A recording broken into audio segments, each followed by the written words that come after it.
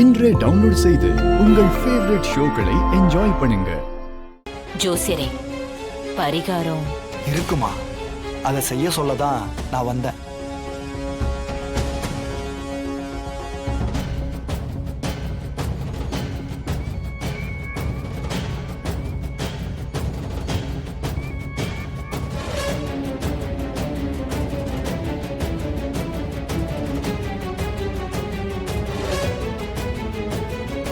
முதல்ல இந்த பரிகாரத்தை செஞ்சு முடிங்கம்மா. முடிச்சிட்டு கடவுள் மேல பாரத்தை போட்டுட்டு நீங்க கல்யாண வேலையை ஆரம்பிங்க. எல்லாம் நல்லபடியா நடக்குமா? அப்படியே பண்ணிடலாம். சரிங்கம்மா, அப்ப நான் வரட்டுங்களா? வாங்க, போயிட்டு வரமா. வாங்க. அண்ணா, எனக்கு இது சரியா படல. பரிகாரத்தை சாக்கா வச்சு அந்த கணேச இதுல நிறைய குழப்பம் பண்ண வாய்ப்பு இருக்கு. தன்னோட பொண்ணை கல்யாணம் பண்ணி வைக்கிறதுக்காக அவர் முயற்சி பண்ணுவாரு. அது மட்டும் இல்ல, அந்த தமிழ் கூட இந்த கல்யாணத்தை நிறுத்த ட்ரை பண்ணுவா. அதனாலதான் நம்ம கவனமா இருக்கணும். ஏய் சாம், இதெல்லாம் ஒரு விஷயமா? ஈஸியா தட்டி தூக்குறேன் பாரு. எப்படின்னா? ஹே, எப்படின்லாம் கேட்காத, அத நான் பாத்துக்கிறேன். இங்க இருக்க யாராலையும் சிபிக்கும் உனக்கும் நடக்க இருக்கிற அந்த கல்யாணத்தை தடுக்கவே முடியாது. ஃப்ரீயா விடு, நான் பாத்துக்கிறேன். ஓகே? ஜோசியரே, சொல்லுங்கம்மா. பரிகாரம் என்ன பண்ணணும்? தோஷம் கழிக்கிறதுக்கு ஒவ்வொரு கோவில்லையும் ஒவ்வொரு மாதிரி பரிகாரம் பண்ணுவாங்கம்மா. இந்த கோயிலை பொறுத்த வரைக்கும் அம்பாளுக்கும் சிவனுக்கும் திருக்கல்யாணம் நடத்தி வைக்கணுமா.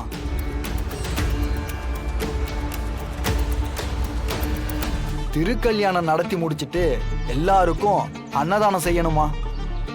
சரிங்க, அப்படியே பண்ணிடலாம். தமிழ், சிபி, சேது, ஜானு, கோவில்ல என்ன நடைமுறைன்னு கேட்டுட்டு திரு கல்யாணத்துக்கான வேலையை ஆரம்பிங்க. அன்னதானத்துக்கும் சொல்லிடுங்க. சரிங்க ஜனாமா.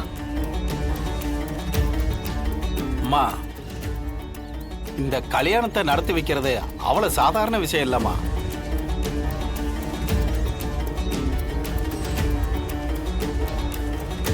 இது ரொம்ப ஆபத்தான வழிமுறை.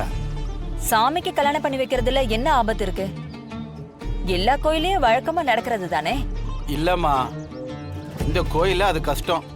ஏன்னா அம்பாள் ஒரு இடத்துலயும் ஈஸ்வரன் வேற ஒரு இடத்துலயும் இருப்பாங்க. புரியல.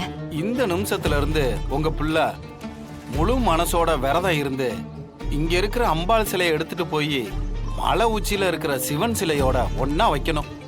அப்படி பண்ணா மட்டும்தான் இந்த தோஷம் கழியும். என்ன ஜோசியரே, இவ்வளவு கஷ்டமான பரிகாரத்தை செய்ய சொல்றீங்க? மலை உச்சிக்கு போற காட்டு வழி ரொம்ப ஆபத்தா இருக்குன்னு கேள்விப்பட்டிருக்கேன். என் பிள்ளைய எப்படி அவ்வளவு தூரத்துக்கு தனியா அனுப்ப முடியும்? உங்க புள்ள நல்லா இருக்கணும்னா அதை செஞ்சுதான் ஆகணும். ஐயோ வெண்பா, என் பொண்ணு என்னங்க என்னங்க பண்ணி வச்சிட்டீங்க? ஐயோ வெண்பா, ஐயோ வெண்பா, அம்மா வெண்பா, என்ன காரியம் பண்ணிட்ட? ஐயோ மீனா, இங்க பாருமா.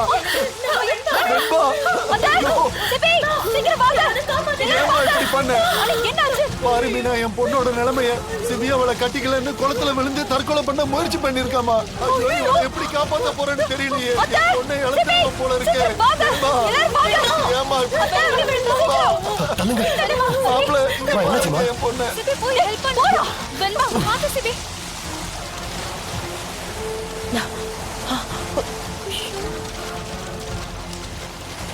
கணேசா, என்னாச்சு?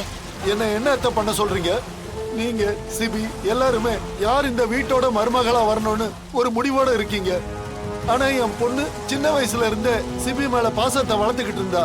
இன்னைக்கு அவன் இல்லங்கிறப்ப அவளால எப்படி அதை தாங்க முடியும்? நான் அவளுக்கு புத்திமதி சொல்லி புரிய வச்சுக்கிட்டு இருந்தேன். இதோ என் கண்ணு முன்னாடியே நான் சாக போறேன்னு குளத்துல குதிச்சுட்டாத்த.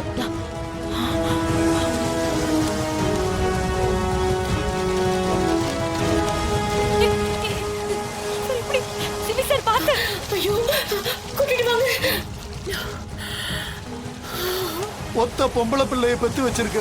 அவளுக்கு ஏதாச்சும் ஆச்சுன்னா அப்புறம் நானும் அவ கூடவே போய் சேர வேண்டியதுதான். என்ன? ஐயோ அண்ணா, அப்படிலாம் பேசாதீங்கண்ணா. அண்ணி அழாதீங்க, பெண்ணா கொண்டு ஆகாது.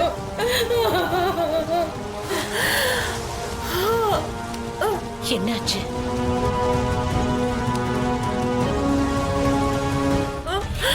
ஐயோ மாப்பிள்ள,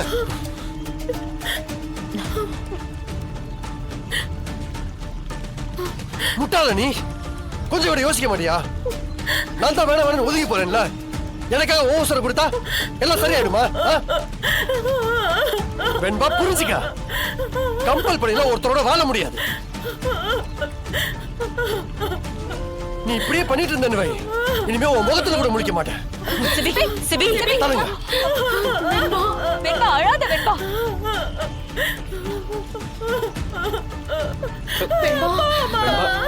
ரொம்ப அழாத. இங்க பாரு.